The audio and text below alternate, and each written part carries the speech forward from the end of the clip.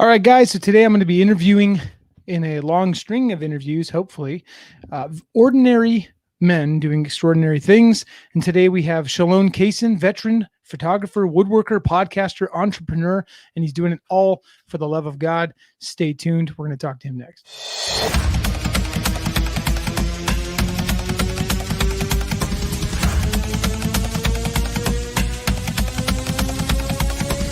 Lumen Patriarcharum.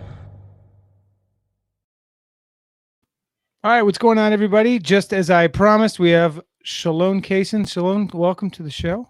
Hello, hello. Very excited to have you on. This is first of many. Like I said, we're going to try to be getting, a couple guys I've noticed around the. My microphone's all messed up.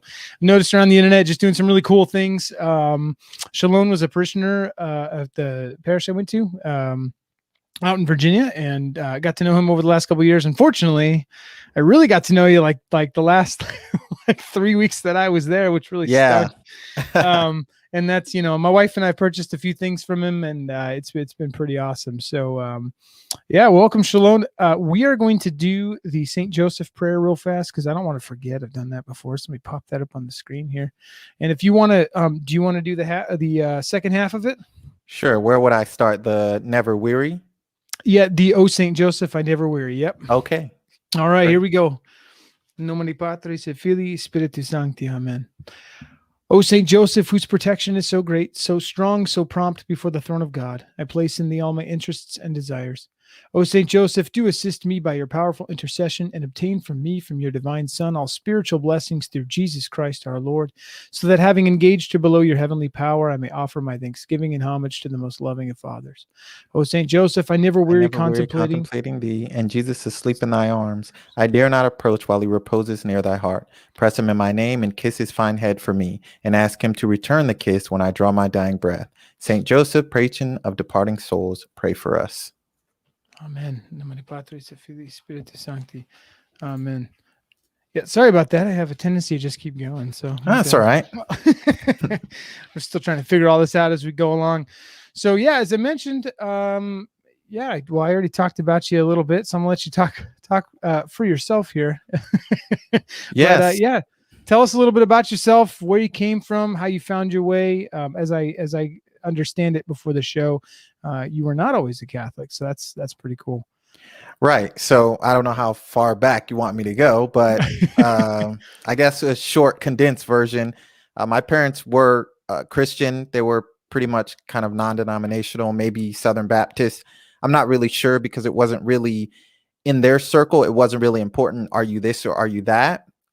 So I'm not really sure which particular Protestant denomination they were, but we went to church all the time, 3 times a week. They had their own church where they were pastors for all of my childhood.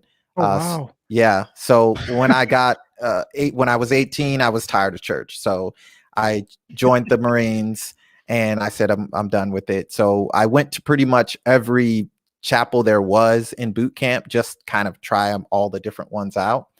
And nothing really stuck with me. So I was just kind of like, I'm spiritual, but I'm not, I'm not religious like everybody says, right? The cliche. Yeah. So I did my service. I did 4 years and I went on deployment to Djibouti, which is a tiny country in the Horn of Africa, sandwiched in between Somalia and Ethiopia.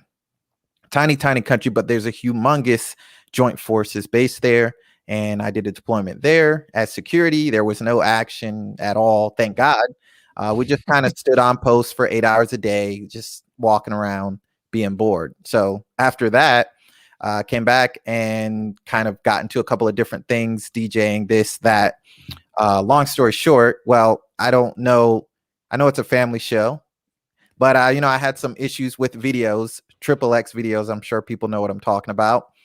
And for a long time, probably since I was 13, 12, maybe. I don't know. Maybe it was younger. Just found one of those tapes. That's showing my age. Some people don't know what a VHS tape is. I know. I'm with you. When we were younger, for you kiddos out there were, pieces of plastic like this with I don't even know how to explain it, with reels inside of them, and you put it into a machine and it played videos. There was no internet video. There were no cell phones. So anyway, I found one of those tapes at my brother's house and kind of took it home, and that was it from there. I was hooked. Once the internet came out, it was so much worse because you can pretty much get whatever you want anytime you want. And then phones, and then so it was a big issue for me for a long time. As I got older, I got into like Eastern religions, Hinduism, Buddhism, yoga, which actually is a religion. A lot of people don't know that. There's a book by someone called Patanjali who wrote how to do yoga exercises, but he was actually writing it for a religious audience. So yoga is a religion and a form of exercise. Some people confuse them thinking it's just one or the other. Really, it's both. I knew it was a form of like spirituality and aligning chakras and all that kind of stuff, but I didn't realize it was like an actual like religion. I just thought it was like a spiritual exercise that kind of like garnered something. That's interesting. I did not. So it actually started with Patanjali, who was trying to figure out a way to become, a saint or whatever in their tradition. Sure. And he just went his own way. And he said, I'm going to do these exercises. They'll connect me with God in some way. And you by doing these exercises, then that's how you become a saint, basically. And so I got into that. And I was a yoga instructor for a while, and all that Reiki and all that stuff, which, I wouldn't suggest, all that new age stuff. Yeah. So I landed in Buddhism eventually. And I trained for about 6 months in a temple that was in my local area to become a Buddhist monk. That didn't work out, thankfully. But all along I had this problem with the videos. I would call it an addiction, definitely. And I just couldn't shake it, no matter what kind of spirituality I was going after. Long story short, one day I go with my friend because we were going to work, but it was on a Sunday. My friend's like, hey, I need to stop in here because it's Sunday. And I'm like, all right, whatever. They were like, you can sit in the car, you can come in. And it was a mass at a local Catholic church. And I said, I didn't know what a Catholic is. I didn't know anything. So I'm like, I'm not sitting in a car. I don't even know how long this is going to take. So I'm just going to come in. And so we sat there, and then people started going up. I'm like, what's going on? They're like, well, you just go up and just cross your arms. I'm like, okay. So I went up there, crossed my arms, and the priest, that particular priest, some priests touch your head when you are getting the blessing. Some don't. That particular priest, he was a toucher, so he touched my forehead, and at that moment, I felt some kind of electricity, but I didn't know what it was. It was not like a shock, like static shock, kind of like a wave from my forehead through my body. But at the time, I didn't think anything of it. Actually, I just thought it was weird. So I was like, okay, sat back down, whatever, went about my way. Mm-hmm. A couple days later, I had a dream about Jesus. But I'm Buddhist at the time. I had been Buddhist for like 6 years, probably by that point. So I had a dream that I was driving over a high roadway that was so high, all you could see was the clouds. You couldn't actually see like water or whatever it was. Oh, and wow. And like a comet came down. I hope I'm not getting too far into the weeds here. No. This is fantastic. Okay. Now, are you still in the military at this point? No, I just did 4 years, and I got 4 years. Yeah, that's right. Okay, yeah, sorry. I got out, and that's after I got out. I started going to college, started getting into like Eastern religions. While I was I was kind of like just spiritual. I didn't really look into anything. Gotcha. Yeah. After I got out, I started looking into more of Eastern religions and things like that. So, so I'm driving over this long bridge in my dream, and very, very high. You only see clouds, and a multicolored comet comes down on the side, and on the radio, they're talking about how this comet was coming. And if you look, you can see it. I look over, of course, and it's right there, like huge, flying down. And they're saying that it might interfere with electronics. So my radio starts like going crazy, like the dials and the numbers are turning and turning. And then the numbers stop turning each one at a time. And it stopped J, it stopped E, S, U, S on the radio. And Oh, I'm wow. Buddhist. Yeah, I'm Buddhist at the time. And I'm like, what does this mean? So I wake up after that. No conclusion to the dream. Like I saw the word Jesus on the radio, and I woke up and I heard a internal voice. Now I can't say what this was. Maybe it was my own thoughts. Maybe it was something else, but I heard an internal voice, like a thought that said, I healed you. Now you have a choice to remain Buddhist or become Catholic. At this time, I don't even know what a Catholic is.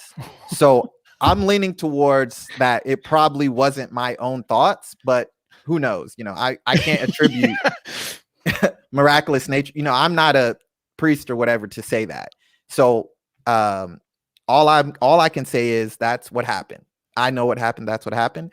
And I said, well, I'm going to be a Catholic. Well, what choice do I really have?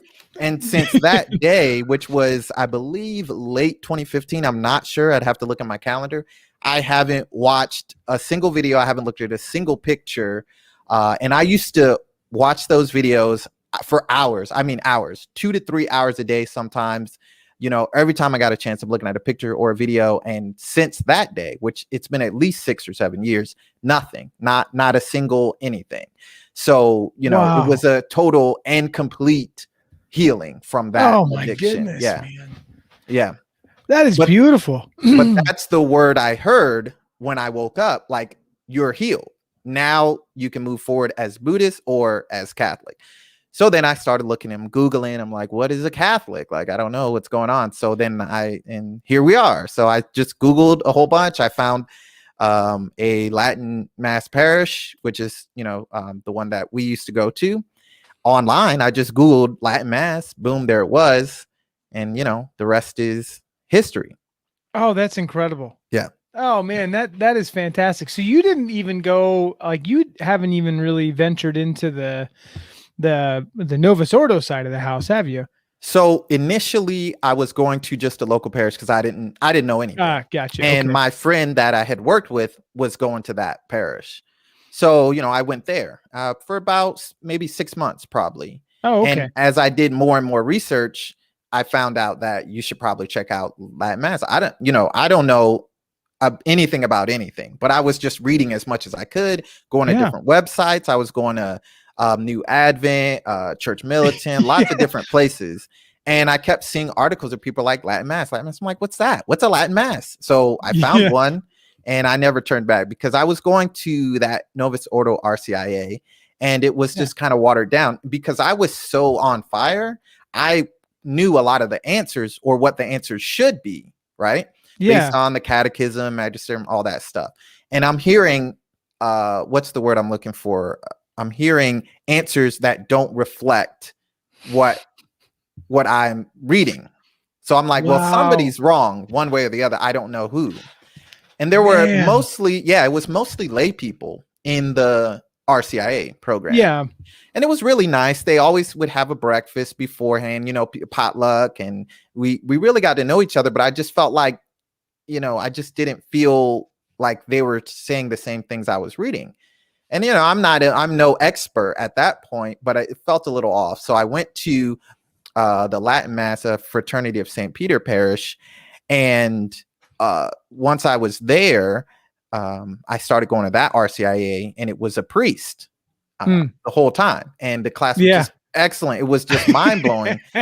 And the priest is like, anybody have questions? And I'm asking stuff. And he's like, what's going on? What do you need to be in here for? I'm like, I'm not Catholic. What do you mean? What do I need to be in? He's like, you are telling me all the answers, that I was about to say. And I'm like, I don't know. I just need to know more. So it was really interesting because not the fact that he's agreeing with me, that's not the point, but the fact that it's like, okay, I researched this stuff from good sources that I was led to probably by the Holy Spirit, and he's backing it all up by saying, yes, this is correct.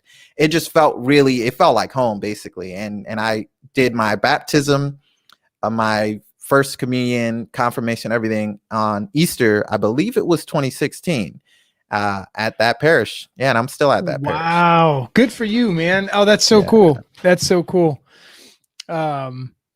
So I don't know how. Man. There's other stuff. I don't know. I'm like, how much time do we have? There's No, a lot of stuff.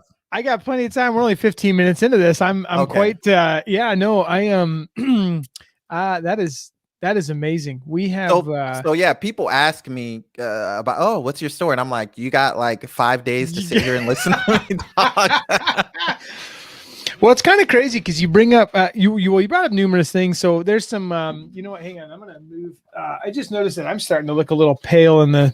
See if I can get some. Hey, there we go. I got this little lamp in my room. I started realizing it kept getting dimmer because it keeps getting darker outside. Oh yeah. So yeah, I'm noticing some definite parallels here with you know, a couple of things like my mom was New Age, like really. I don't know, you know, if you you know, I know we never really talked. My mom was New Age, so I was pretty familiar with some of that Eastern stuff, not as deep as what you went down, right? I was still Catholic, but I was like, my mom was like one of those Catholics that had like the rosary with like crystals and stuff next to it and things like that, you know. And that's that was part of the 90s though. That was huge, you know, and the Reiki healings and things like that. That was really big, and people don't know how big that was, even in really prominent Catholic circles, especially you know, when I was stationed in Alaska, a lot of those parishes still have what's that called? Centering prayer groups, you know, and they talk about the chakras. It's a little odd. It's like, this is not Catholic. You guys can't do this. It's syncretism. Yeah, absolutely. So it's kind of funny you bring that up, because I think that is definitely something that's it's very dangerous in Catholic circles, but it's also really hidden. It's sometimes they can disguise it as something that it's not for long enough to get people to go and do it. And I don't think people are doing it intentionally, by the way. No, I really and when you haven't come from that tradition and researched it and been in there and believed it, then you don't understand that it's wrong. So a lot of things that I hear, especially when I used to go on Twitter and Facebook, which I don't really anymore, but when I used to, I'll leave that aside for later. Sure. When I used to go on social media and just kind of comment back and forth with people, especially when I was like brand new, you know, on fire Catholic, people are like, oh yeah, some aside comment, Buddhism, blah, blah, blah, isn't that bad, whatever. And I'm like, but what do you know about Buddhism? They're like, well, you know, these are the tenets and this is what they believe. I'm like, but yeah, I was Buddhist and you're wrong, by the way. Like, I was training to become a monk. I was Buddhist for X number of years. And they're like, well, how do I know you're telling truth? I'm like, you don't need to know. Like, you don't need to look up my credentials, but I'm just telling you from somebody who, like, there's no reason for me to claim I know this stuff, but I'm just telling you it's not compatible with Catholicism at all. Like, Jesus and Buddha, they're not hanging out. It is not, you know, the only thing that's similar, which is the similar thing in most religions, is morality. Like, hey, don't hurt other people and, you know, basically love yourself. Like most religions, almost everybody, even if you're an atheist, most people are going to agree. The golden rule, you know, do unto others as you would want to be done to you. But that is where it stops. Like that's natural law, right? With Buddhism, there's so much more that just goes into aspects that are just cannot mesh with Catholicism whatsoever. So the Catholic should not be looking at a Buddhist book at all. There's no reason to. So somebody might say, oh, the Dhammapada, it's got good thing. I'm like, so does the Psalms, so does Proverbs. Like, what is the reason to read a Buddhist book at all, other than to do a scholarly comparison? But if you're not a scholar, most people aren't, no offense, there's no reason to read it. And that's why in the past they had the list of banned books, not because, oh, you know, we're censors, we want to censor everything, the church is in control, but because the church is saying you're not banned from reading this if you're a scholar, and we know you're not going to lose your faith because of it.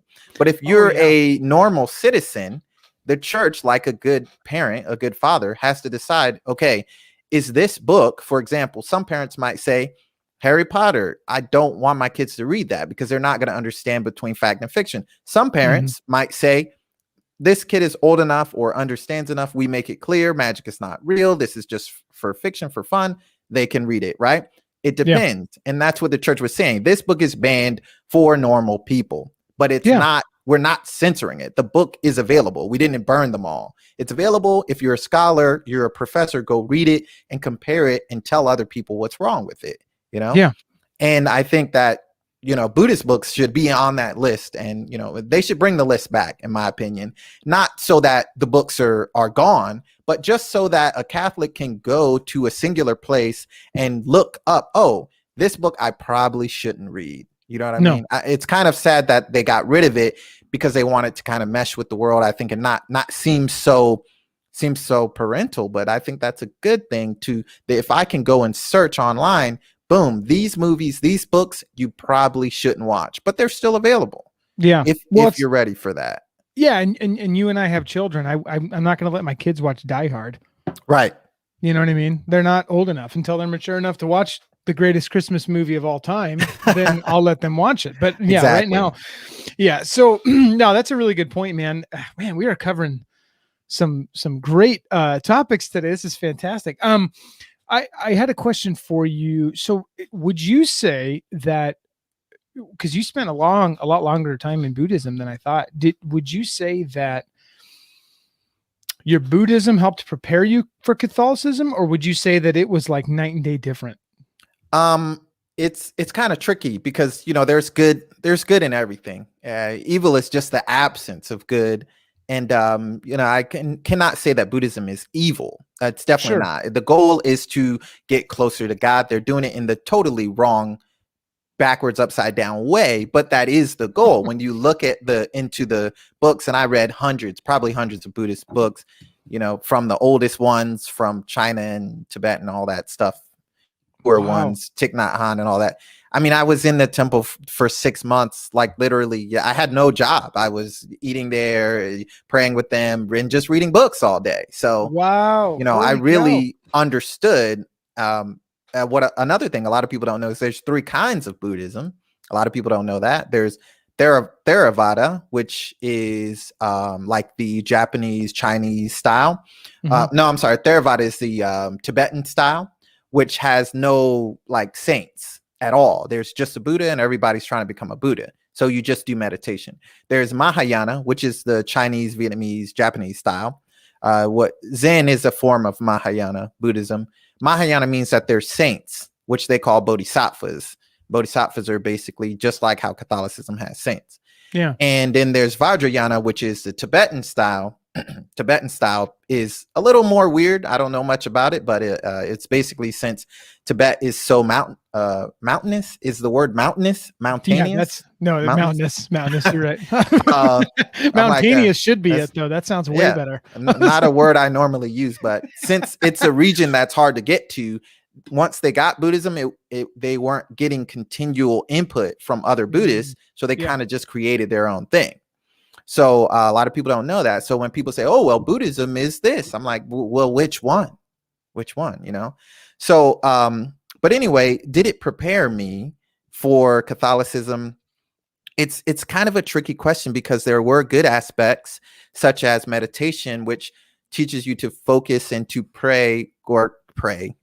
meditate for long periods, and to focus on longer and longer periods, and the quality, of course, too. In Buddhism, it's not so much like what prayer you do, but kind of how long you're doing it and how consistent you are. That is a very good practice, but it doesn't really transfer over, because in Catholicism, it's good to pray for long periods if you can, but it's more so about just feeling how the Spirit is guiding you.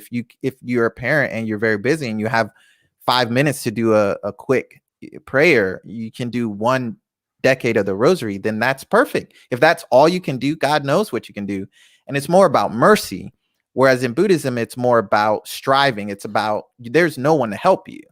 You are the only one that can help yourself become a Buddha with information from a Buddha. Buddha just basically means someone who won't be reincarnated anymore. Yeah. So a Buddha can help other people, but not through mercy, just through information. Hey, here's how I meditated. Here's how I, found enlightenment.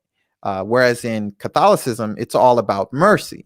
Okay, if you can't pray, God can still give you grace, because you can say an aspiration during your daily. You can say, my Lord and my God, during your drive to work or whatever. Or the kids screaming, you might say Jesus in a little bit of a frustrated tone, but it's still a prayer, right? Yeah, because you could be saying some other word that shall not be said on this particular podcast, right? Yeah, that's true. Yeah. So, even if you're saying the Lord's name in a frustrated tone, is if you're not taking his name in vain, there's mercy there. Whereas in Buddhism, there's no mercy. It's all you're striving for your own betterment. And if you can become better, the hope is that you can make other people better. Whereas in Catholicism, it's like, no, it's all about Christ. Christ gives mercy. Christ makes you better. Christ allows you to help others. There's nothing without Christ. So it kind of prepared me, but it was kind of like an untraining as well, an untraining of this striving to do all my own. And I think I really needed that kind of healing in order to understand. If I had a gradual conversion, I might have had some syncretism, but with the instantaneous healing of this issue that I had for like 12 years, it made me realize, oh, it's not all on me. Yeah. I can't do it all. That's incredible to me that, St. Paul had the thorn in his side, right? And a lot of people like to think and speculate that was, some kind of sin of the flesh. But it's incredible how God can use the things that we struggle with to bring about total abandonment unto him. Yeah. And even in your case, right? I mean, he took you, literally straight from Buddhism to Catholicism, and not only just straight to Catholicism, but he took you to the ancient side of Catholicism. He took you right to the source, almost. I mean, it's, people are going to be like, oh, that wasn't the mass for all. Yeah, I get that. But that he took you straight to what Catholicism was for 1500 years. I mean, just the beauty of it. Right. And I think that's just incredible. He used that. And that gives hope to a lot of people, to include myself, who's had a lifelong struggle with that kind of stuff as well, and it's one of those things. And we're going to be having some podcasts on that struggle as well, because that is a huge problem for men. Oh yeah. And so you're not the only one. I wanted to show people something as ancient real quick as Buddhism and Catholicism. If everyone can see that is what we were talking about earlier. That is the VHS. If you guys heard me clicking in the background, it's because I was trying to find a picture of one. The elusive VHS tape. There it is, guys. You would put this into a machine and then you would press play.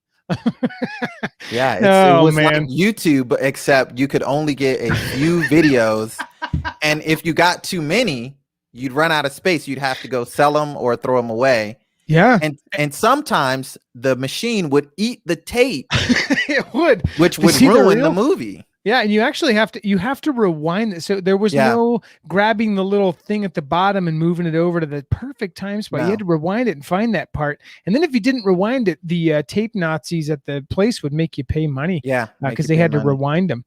So there you go. I figured everybody would like that. No, man, that's absolutely incredible. Yeah, that's wow, what a story, dude. I'm gonna have to I'm gonna go back and rewatch this because I just learned a ton. I'm probably gonna have more questions. So I have another thing. Yeah, absolutely. Before my conversion, I had another kind of experience. I don't like to name them as what they are. Like, I'm not an expert, but sure. I had either a dream or a daydream vision. I don't know. You can take from it what you will. And I don't know if this will help people or not, but I just wanted to put it out there.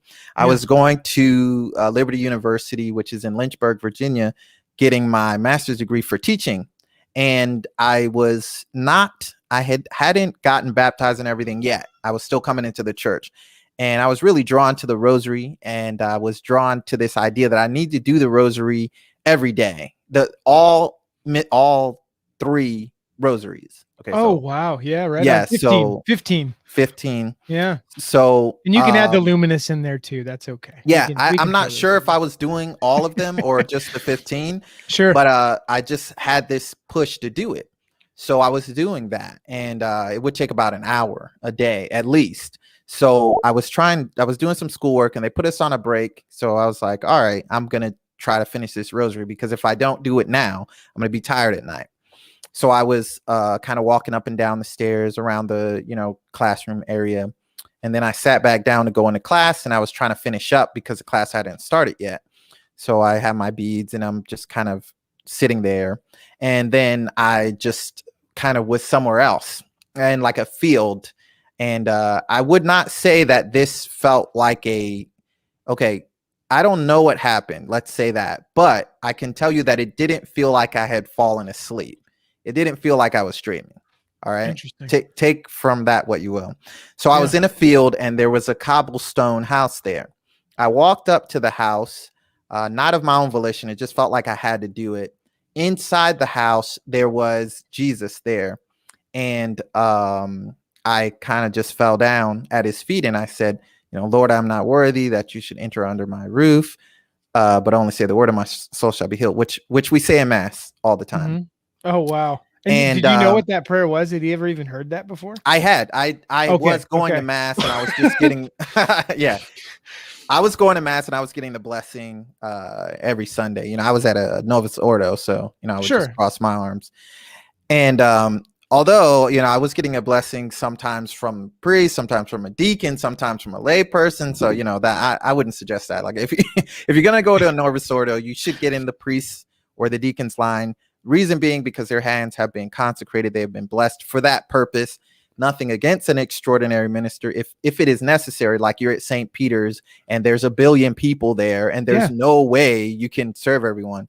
I get it. Your average Catholic parish does not need a Eucharistic minister. Absolutely. It does not need it. But we're not going to get off on that tangent. No. If you have to go to a Novus Ordo, please get in the priest or the deacon's line. Absolutely. So I'm in this cobblestone house. And then after I say that prayer, then Jesus puts his hand on my forehead and I feel some kind of energy or something. And then when I look up, I see the Virgin Mary on the other side.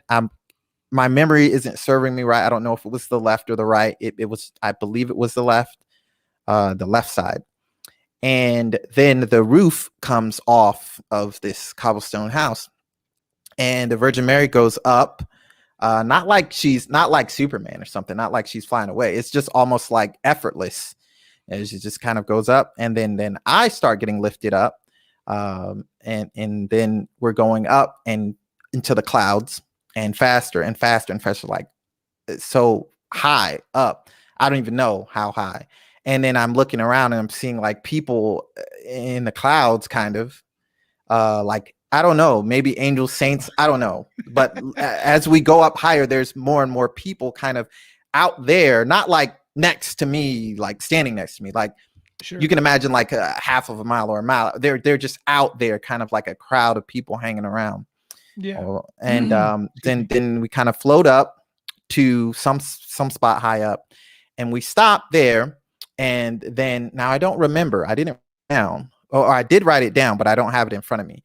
But the Virgin Mary, we stopped there, and then she gives me a kiss on the cheek.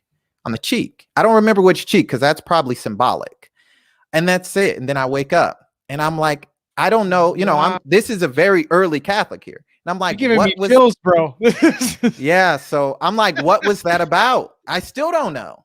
Yeah. I'm like, I told my priest this story and the other story, and I'm like, well, what's it about? And he's like, oh, I don't know. I'm like, thanks, consolations, Father. Man. Yeah, right. He's like, some people have these experiences and you don't know, there's no way to know if they were a dream or this or that. Sure. So, you just see where the Lord leads you or whatever. And I'm like, well, I felt like it was, I don't know, maybe somebody else knows, or maybe that story will help someone else. I don't know. But that was before I actually got baptized and everything. And somebody told me that it might have been like a kind of like a, when you're running a race and you're getting kind of towards the end, maybe you're getting tired. So somebody's like, oh yeah, you can do it. Or like they give you some water or something. I forgot what the term for that is, but somebody told me that it might've been just something to help keep pushing you along. You make sure you keep going and staying faithful until you can become baptized. I don't know. I don't know. That's interesting, man. I don't know either. I will tell you guys that, and I'll share this with you as well, without getting into too much detail. My daughter has had some interesting dreams about Mary, and actually one of them, and I'll go into detail at a different time because I really want to talk about this apparition in particular, one that was kind of missing. It's something I've never even heard of, but it led us to celebrate on Candlemas the celebration of Our Lady of Candelaria, which I'd never even heard of before. Or she's also I never heard of that. Yeah, Our Lady of Light. She's celebrated on Candlemas down in different South American countries. And I'd never even heard of her until, 8 months ago. My daughter had a random dream, and that dream, I talked to somebody about it. They looked it up on their phone and was like, was this it? And the hair on the back of my neck stood up straight. And it was like, oh my goodness. So now we, this last week, we lit our holy candles. We just had blessed, and we had a big green cake for Our Lady of Candelaria, the green cake symbolizing the green candle that she had, because I didn't have green candles. So, but anywho, but yeah, so we've had, my daughter's had some experience like that. Just make that back of the hair on the back stand straight up. Yeah. I think it's interesting too, because us as cradle Catholics, like I'm a cradle Catholic. I mean, I spent a lot of time in Protestant circles and things, and I've had some weird, not weird, but some kind of like preternatural and supernatural experiences, things I can't explain. But I think when people like yourself come from a totally another, completely upside down, different way of viewing things. Yeah. You tend to, these kinds of things, God can use your imagination better. He can kind of plug things into there. Whereas if I have something like that, it's like, oh, it's probably because I just read a book or something the night before. You know what I mean? It's you kind of passed it off. But for you guys, it's like, holy cow, and it's just super neat because it's not, God's really speaking to you. For people who already have the truth, he doesn't have to get in there so much, right? But for guys who are needing it, they get punched over the head with it. It's so awesome. Yeah. So for me, one of the things that I know, I can, no matter what evidence there is, and I try to be open. I'm very open to evidence of anything. I like to research things. But there's one thing that I know that I can never turn around on, and that's the Catholic faith. Because one, I was instantaneously healed of an issue that I had for about 12 years. And then two, I have this experience, the second experience. It's like, okay, at this point, it's undeniable. No matter what anybody might say or what proof might be given, I can't go back on my lived experience, what I saw and felt. You know what I mean? So I don't know if it was hey, here are these breadcrumbs and you can take these all the way to heaven. I don't know, but I know that I can't go back. Whereas other things that I've done, many different religions, many different spiritualities, it's like, oh, it's cool. And when I find something else, move on.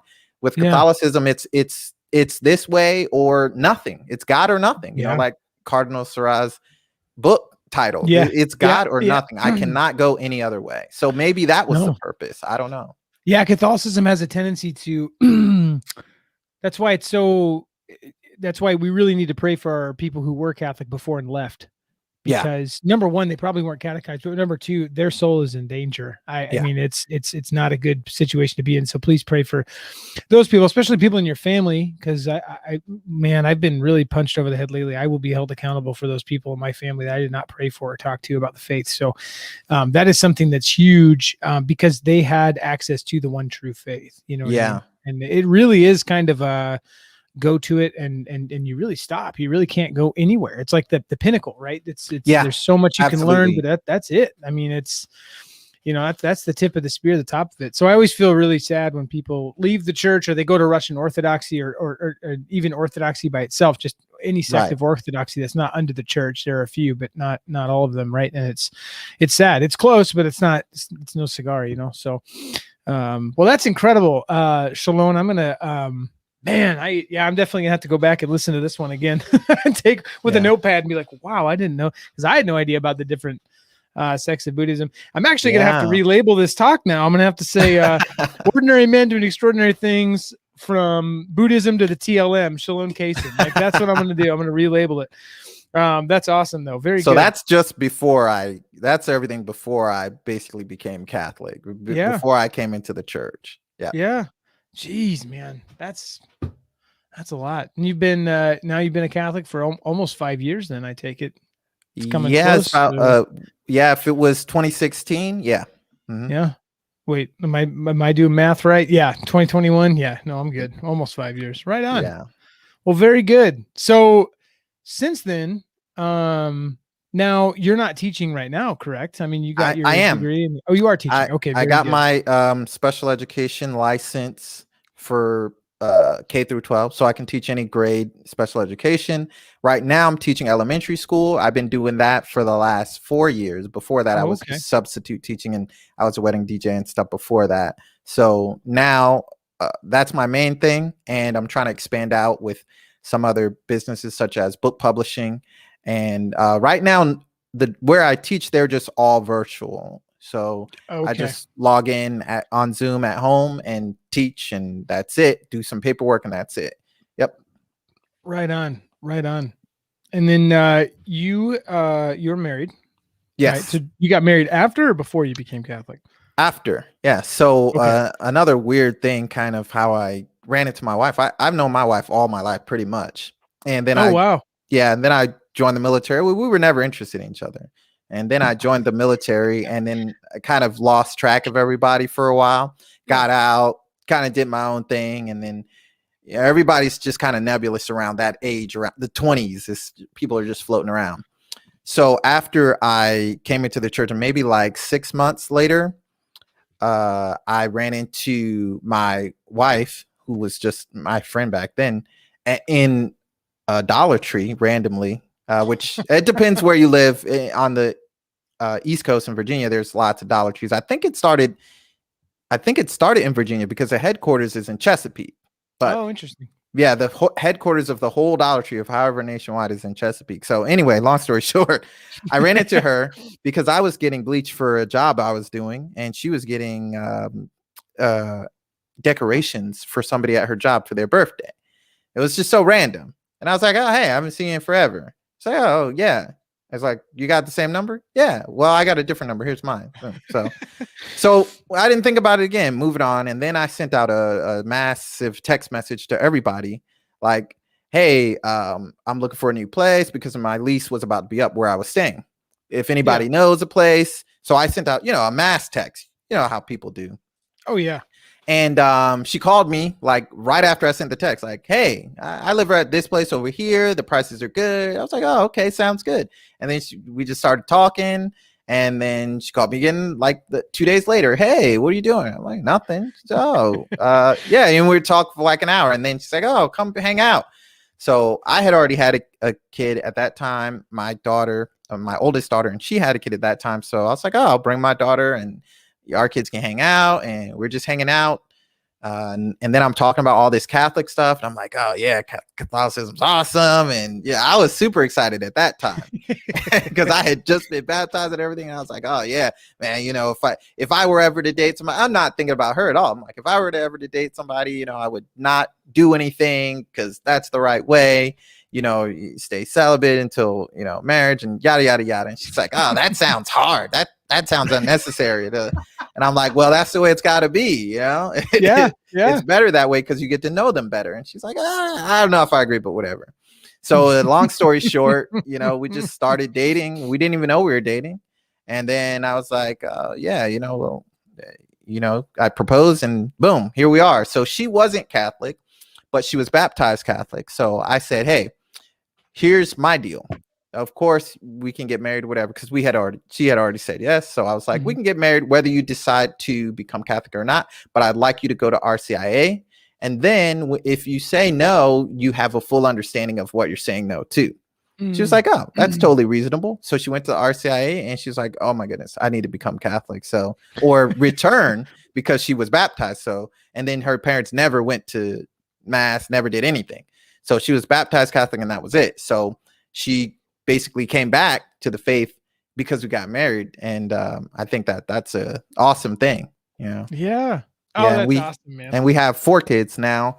2, we've had 2 since we've been married, and we each had a daughter before we got married. So we got 4 kids now. Right on, man. Yeah. Very good. Oh, that's awesome. That's awesome. Well, I'd like to transition a little bit into what you're doing currently. I might have to have you on to talk more about your faith journey and kind of like, from the time you became Catholic, like maybe do a part 2 and talk about all that stuff. Cause it sounds like there's a lot more there. Am I correct? Or am I? Yeah, I mean, there's a lot of stuff, but I'm not trying to just be talking all night. I don't want to go into all that. No. Yeah. You're good. I try to pick out the important points. No, gotcha. Very good. Very good. I just wanted to make sure I gave you an ample opportunity because, man, Yeah. I'm impressed, Shalone. I've known you for, well, I mean, so we started going to Known that of me. particular parish. Yeah, I've known of you, right? Yeah, we started going to that particular parish about 2.5 years ago, and of course, I've known the priest there for 13 years. One of them there, and we've been really close Okay. friends ever since, which is really cool. But we never went there. He had to kind of like elbow us into the church, like, come on, man, Right. just come over here. Like, I know you're tired of it, because I'd always complain and complain, and he'd be like, just come to mass. So we started going, and I've seen you around. You took pictures of my daughter's first Holy Communion, and we bought some stuff from you. But and then right before I leave, we started having like meaningful conversations. Yeah. And that's how So it I'm really happened. glad. I'm glad to get to know you now. This is awesome.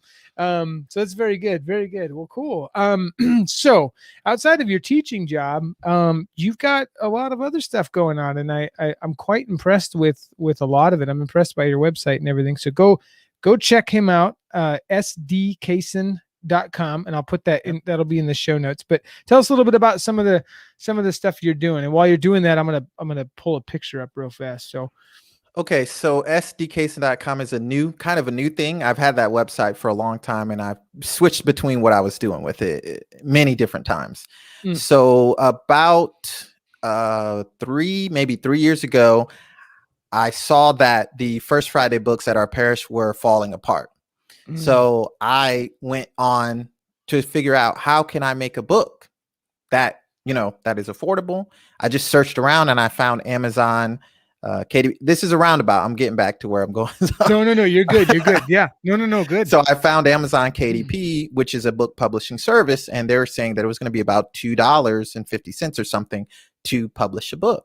I was like, oh, that's cool. So I asked the priest, I'm like, hey, can I take this book home? I'm going to bring it back, but can I take it and create another version for myself? And he's like, sure. So I went ahead and I did it, and learned how to do it. It was a grueling process, but I learned how to do it. And I created this First Friday book because the ones that were at the church were falling apart. And I was just tired of having to try to find the prayers on page 5, and page 5 isn't there. Somebody ripped it out on accident or whatever, right? Some kid sure did it. Yeah, I'm sure you're familiar with those books. Oh, yeah. I know, yeah. So I created the book, and I bought about 5 of them for my family. And then I showed the priest, and he's like, I really like these books. And then he's like, I think I want to get all of them redone. So I was like, all right, great. So, he's like, I need to change it in certain ways. So 2 years passed before that happened. That's finally happened, by the way. We're getting new First Friday and First Saturday books. We just ordered 100 of them. Yeah, as soon as you leave, man, everything happens. Everything's new. Yeah. At least I was there for the new parish. At least yeah. So we just ordered 100 of them. So those will be rolling out as soon as all the COVID craziness is over. But it took 2 years. But that's besides the point. The point is, I left that book up, and I looked back like a year later on Amazon, and it was like, you have $2. I'm like, what is $2? What is this? So somebody had bought that book, because when I put it up, I just left it up public. I didn't know that it was on Amazon's website. Somebody was searching for a First Friday book, and they bought it, and I made $2. I was like, this is interesting. I didn't know you could just have books up and make money from them. So I had no clue. So I started making more books. So I started out, excuse me, with I had an idea to make a daily prayers book. Actually, somebody at our church had an idea to do that, and I helped them with theirs, but they had special drawings in theirs. And I was like, okay, I'm going to take this book, because the prayers aren't theirs. They're just generic prayers, and put my own drawings in, and I'm going to make another version. So they'll have their version and I'll have mine. So I put that book out, and then I was like, oh, this is kind of fun. So I made another book. And then I came across this idea to make a rosary book, because I'm a visual person, that has the picture for every single Hail Mary. So like 200 or 150 pictures. And it took me forever to make that book, but I did. I found all these public domain pictures, which is this is going to get back to my website. Sure. And I put all those pictures in the book. It took forever. The book is like 400 pages long. And yeah, it's a thick book. Wow. Yeah. But it has a picture for every single prayer in the rosary. And that book just took off. I wasn't promoting it or anything. It was making like $30 a month in royalties. And I'm like, this is crazy. I got to make more books.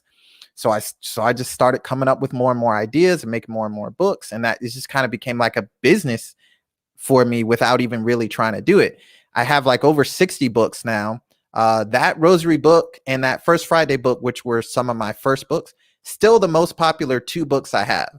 The First Friday book, which I revamped, is probably the most popular book I have. I don't promote it at all, and it sells, $20 to $50 in royalties every month.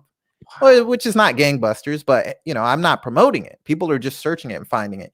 The Rosary book is making anywhere from like 100 to like 300 a month in royalties. Wow. So yeah, it's a nice little extra side change for something that once I make the book, it's up and it can generate income.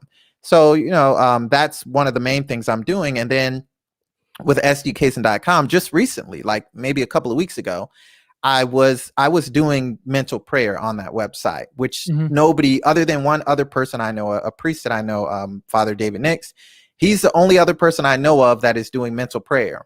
And now he's the only one, because it was me and him. Now it's just him because I'm moving on. But I was doing it because I couldn't find it anymore. And I'm like, mental prayer is cool. Why is nobody doing it? Why can't I go on YouTube or on a podcast app and listen to a mental prayer? Father David Nix actually started about 6 months after I did. Wow. Yeah. So now I'm sure I didn't have anything to do with it because, it's not like we were hanging out and talking. No, sure. No. It just was a serendipitous, I suppose. But anyway, so that's what sdcason.com was for a while. Just a place to put all those mental prayers, because I was scared, and with good reason, that if I put my podcast only on YouTube or only on Anchor, which is like a podcasting platforms, that it could potentially be taken down. If I say that is 100% Catholic, but that is not in agreement with the world of today. So I was just obsessed. And I told my wife, I'm like, it has to all be on my own site, as well as other places. And I was right. I mean, I haven't been taken down, but I'm a little proof, I should say, because it's on my own server, that I pay for. It's not only on Google, only on podcasting, whatever, somebody else's platform. Anyway, that got me into kind of web development and stuff and looking more into servers and things like that. And then I just got this idea because I had these coloring pages that I was making books, because I have about 12 coloring books out now. So if you're into coloring, I have adult coloring books, but they're good for kids too. Some of them are a little complicated, but if you're into coloring, go check it out. Shalon Cason, Amazon. And I have about 12 of them. And then I'm like, what am I going to do? What am I doing with all these coloring pages? And then I thought, that's one of my pictures right there. Yep. Yeah, it's in the background of our video cast. So that's one of my. Want to showcase it? Yeah. Yep, that's one of my coloring pages up on the website. So the website was kind of just for mental prayer. Then I had moved on from that, and I'm like, well, what am I going to do with this site now? And I said, well, I can put these coloring pages up. So at first, the idea was to just put up the coloring pages for free. People can download them because I'm a Catholic parent, and it's so difficult to find good stuff for kids. I don't know why. Like, just to get a coloring page of like the Virgin Mary and some angels, they want you to pay for it, or they're like, oh, download this, but agree to our terms. And I'm like, no, I don't want to do that.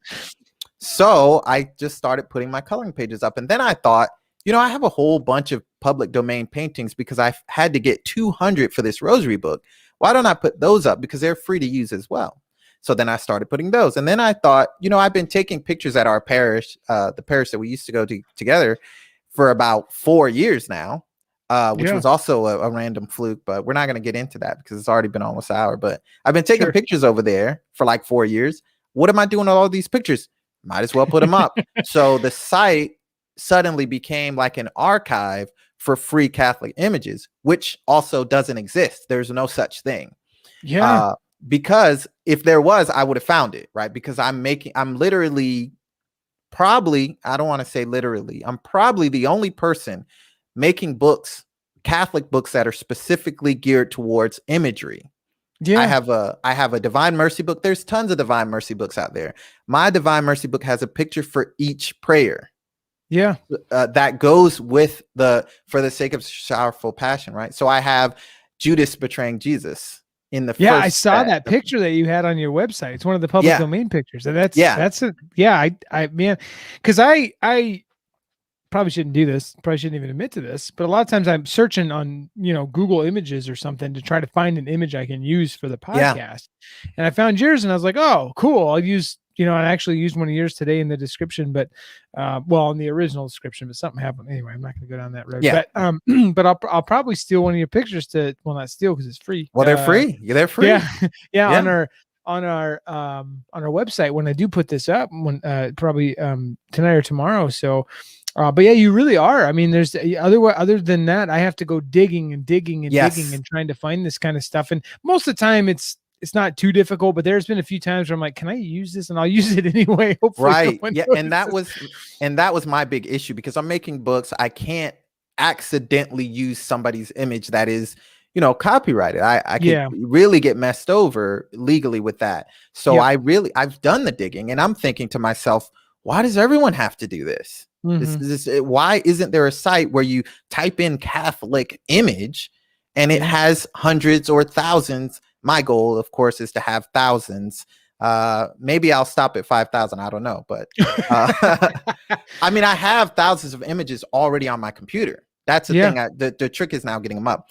But this is pretty much like a new idea from this new year. It's really weird how it happened. So I have about 30 images up in each category right now, and everything's broken down into categories, and there's a search bar. Everything's searchable. But the long-term goal is to basically hopefully to stop everything else I'm doing and just do this, because this is something that Catholics like you, like yourself, like myself, many others, I'm imagining, need and don't have. It doesn't exist. There's no Catholic, and which is insane to me, because it's like, oh yeah, that's a picture. I wanted to point this out too, because unfortunately you went over that, but yeah, it is insane. We don't have any, I was trying to pull this up while you were talking about your photography, but this is my daughter receiving her first Holy Communion at our parish, just like 7 months ago or so. Yeah, not that long ago. Yeah, it was pretty awesome. And you took these pictures, and I have it on digital format, and I've got it on a I've got a personal copy of it too. And you were printing them off right there. I was like, oh my gosh, this guy's got a good niche going on here. And then I don't have pictures of him as well, but well, you'll probably get into that in a second. But so there's no such thing. So today you want to make a podcast and you want a picture, a nice Catholic picture. Instead of just typing Catholic picture or whatever into Google, now after I get done, Lord willing, you go to sdcason.com, you click, maybe you have a certain idea in mind. You click on categories, or you just type in the search bar. You click on categories, you see Jesus paintings. I want a Jesus painting. Click it. There's 100 or 500 or whatever, however many. And you just pick whichever one you want. You know that they're all public domain. They're all free to use. You click whichever one you want, download it, and use it. And it's just mind-boggling to me how much Catholic things there are out there, and that no one has ever thought of doing it. You know what I mean? Or it's just doesn't exist at all. And the internet, especially for images, is a very dangerous place. Oh, it is. It's terrible. It's absolutely awful. Yeah. You could put in none. Don't do it. Don't put none into Google image search. Oh, no, don't do that. Don't do it. So now you can go to sdcason.com. Maybe you want to look up a picture of a nun, which I don't have any up right now, but I do have some in my hard drive. And it's all clean. It's all legit. It's coming from a Catholic mindset, a Catholic heart, and everything is for Catholics by a Catholic. So that's the goal. And the goal is to pivot totally to this. And I have a subscription platform and donations set up. I'm not trying to, panhandle or anything here, but you definitely can. You definitely can. I was going to panhandle for you at the end of it too, but yeah. So the idea is to help people in such a way and give this service, which doesn't exist, especially creative Catholics like yourself, like myself, give this service totally free. And hopefully I can get to a point where I'm getting enough support. I mean, there's people online right now. I don't want to get in too much of a tangent.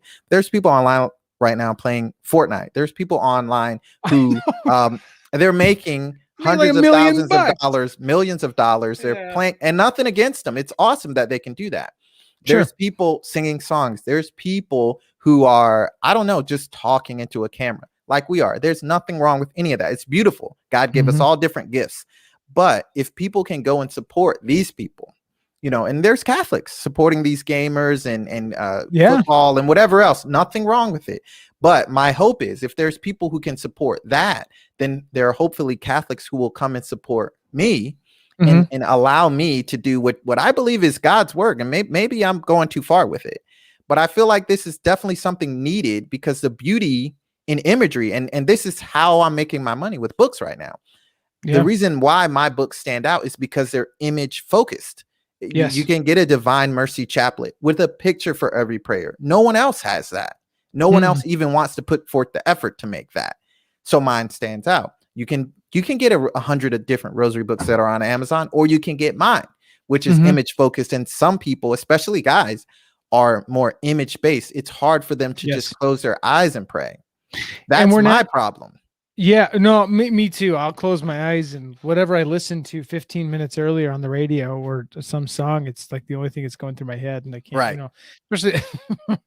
So yeah, I've always had that problem. So having that visual in front of me, I find myself looking at my crucifix quite often. Yeah. I'll be interviewing the guy that made one of my rosaries probably next week. I'm hoping. Guy named Alex Douglas. He makes rosaries on Facebook, and he made me this rosary, and it's freaking beast. But the crucifix is it's large, but it's not like too large, you know what I mean? But it's big enough to where I can actually look at it and get detail out of it. But I need that visual reminder. Sometimes when you're in adoration and you're looking at the monstrance, it's beautiful. Yes.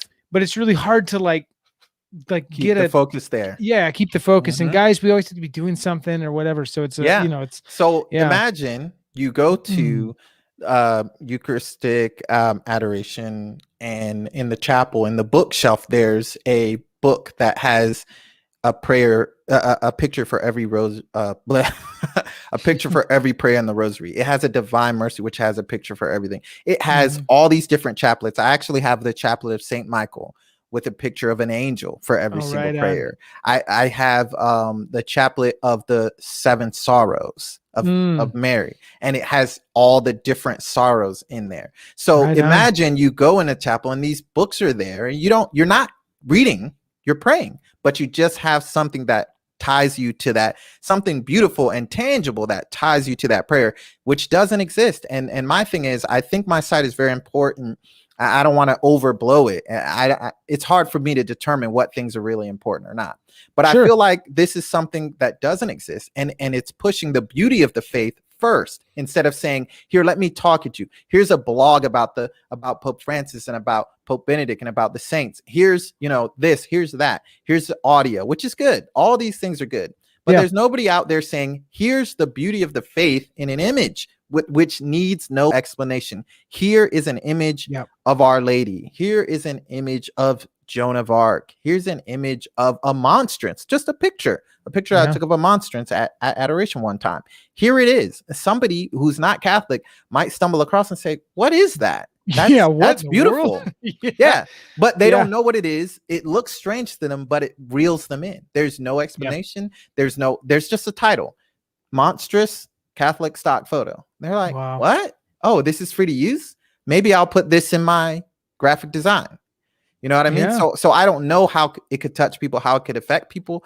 But since the beginning of the year, I just been feeling drawn to just put my energy into this. And hopefully, I already got, your camera did that thing, but I got one subscriber. So thank you to that person. You know who you are right now. And I got one donation.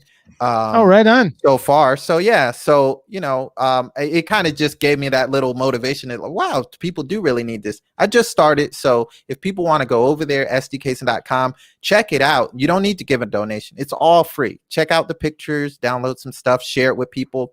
But if you do donate, hey, that'll help me out a lot. Right on. I see the little kiddo right there. Now, real quick, and I don't want to go down too much of a tangent with this, but because we talked about this before on this program, but beauty is definitely go into the room, okay? Beauty is definitely something that even our churches are lacking. So please go support Shalone if you're lacking that in your church and you can't get out of where you're at in your parish. Let me just shut this. So that way my kids don't come in. if you're lacking that in your parish and you need something to help you, especially during Mass, go grab one of these books. I've taken a peek at them myself, and they're pretty incredible. So thank you so much for what you've done and what you're doing. Are you still doing the radio? Yes, on your website? I Okay, forgot. very There's good. So the radio was a side project that I just saw randomly because on my server I use DigitalOcean. I'll give them a shout out too because they're great. DigitalOcean is a server hosting company. So you basically rent time from their servers and they do it at totally affordable rates.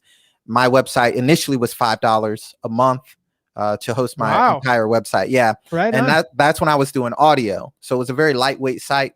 Since I've switched to pictures, I need more kind of bandwidth. So I upgraded. It's $10 right now, which is, hey, big whoop. So, but as more people start coming and I get more traffic, I'll need to upgrade, but they work with you in that way.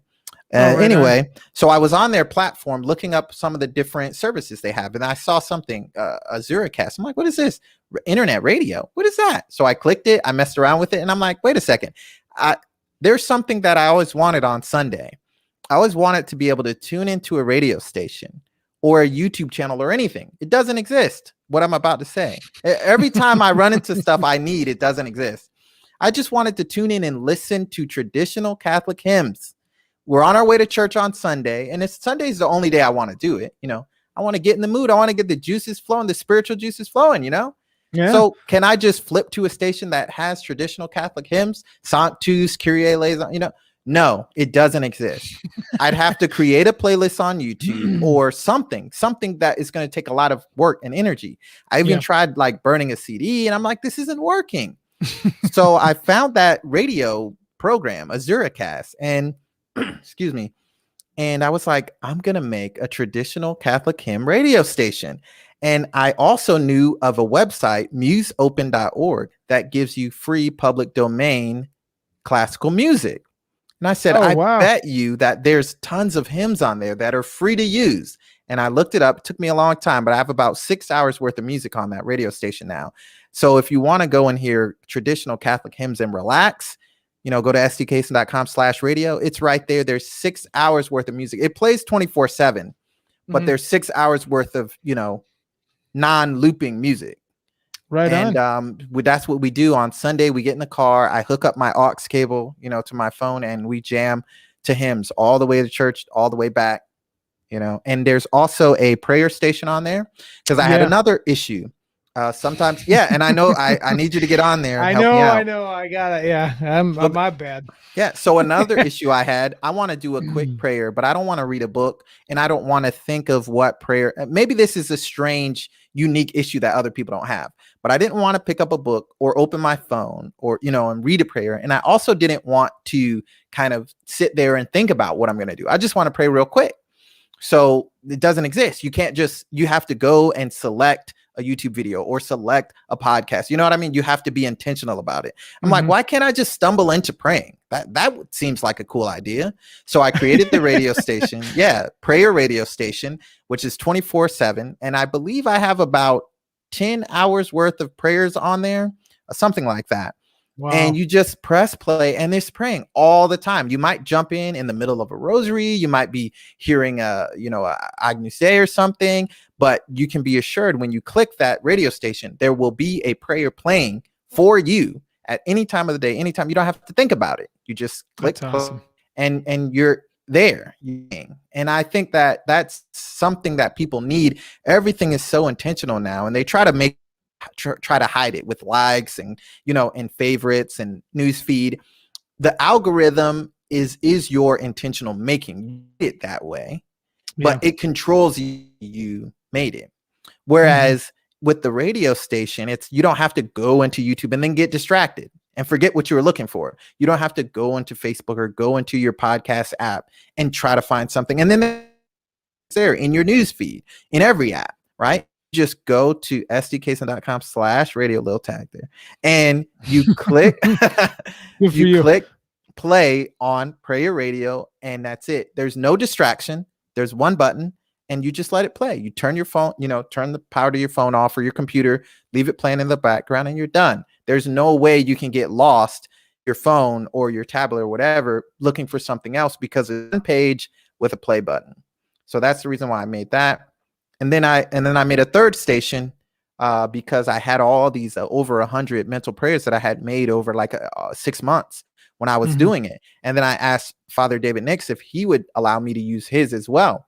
So on that station, it's all mental prayer all day, every day. There's hours. There's like 15 hours or 20 hours of mental prayer on there. Like you could listen for a whole day and not have a repeat probably. That's awesome. Yeah. And mental prayer is something most Catholics don't do. Basically. No. Or they think they do it. But right. It's basically it's Lectio Divina. It's reflecting on one topic for more than like 5 minutes. Most of them are 10 to 15 minutes. That station I just created on a whim because I was like, I don't want to make mental prayers anymore, but I still want them to be out there available for people. So I just threw all the ones that I had, not all of them, a lot of them that I had previously made on that station, along with about 40 of Father David Nix's, and kind of switches between the both of us. You know, you go on and you press play, you'll either get Father David Nix or you'll get me, and you can do a mental prayer for 10 or 15 minutes, you know, anytime you want, just click play. That's awesome. Well, very good. That's awesome. Well, we're running a little bit over, guys. So I know I got so much. Sorry about that. No, you're good. Everybody. You're good. I wanted you to get it all out. There's no problem at all. But yeah, thank you so much for that service that you're doing. I mean, all this stuff just sounds great. It's so neat to see someone see a need for something, and then instead of like waiting around for someone else to do it, you just created it, and that's awesome. I can tell the Holy Spirit's leading you, you know, through all these different projects that you have going on. And one of the things we always say in the beginning of this show is that, you know, this is a place where we try to live as intentional Catholic men.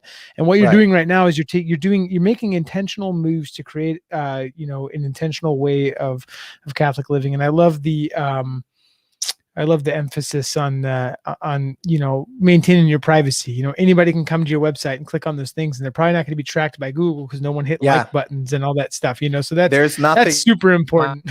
I don't have any trackers, cookies, none of that. My site, or Catholic, or non-Catholics too. I would really love it if non-Catholics come and download pictures and get, you know, more familiar with the beauty of the faith. But it's for anybody to come and just download. I don't need anything from you. If you want to donate, you can, but it's like Khan Academy or Wikipedia. It's for the people. You go there, you get the free stuff, and if you want to support, that's on you. Of course, I love it, but you know, it's not necessary.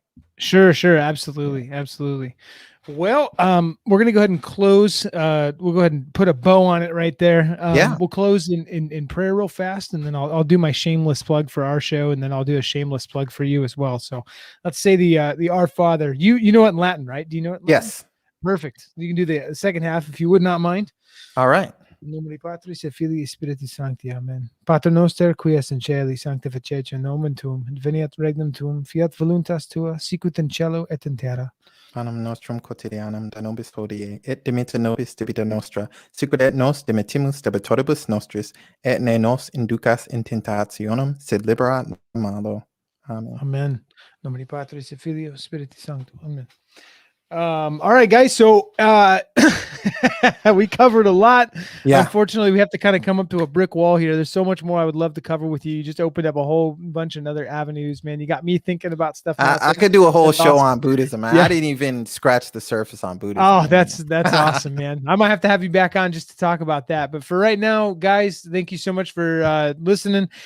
Please go to Shalon's website, sdcason.com. Check out the free radio. Check out the free pictures, look at his books, you know, give this guy some support, donate to him if you want. He's doing something that what we're talking about here, you know, he just started it up, but we always talk about living intentional Catholic lives, and Shalone is doing that right now. He's taking his faith very seriously, and like you said, you know, we tend to give money to things that are completely useless in our culture, and which is not a big deal, right? We need our entertainment, but also we need to start giving to grassroots Catholics who are really trying hard to get some stuff out there. So please visit his website and do that. As for us as well, we have the same thing going on. You know, if you want to become a patron and help us out, help us grow this this podcast, possibly into a ministry in the future, we would greatly appreciate it. If not, just like and subscribe to Shalon's newsletter, subscribe to ours.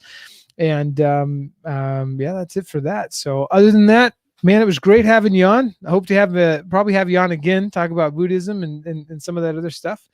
And other than that, thanks guys for checking us out, and we'll see you next time. All right. Thank you.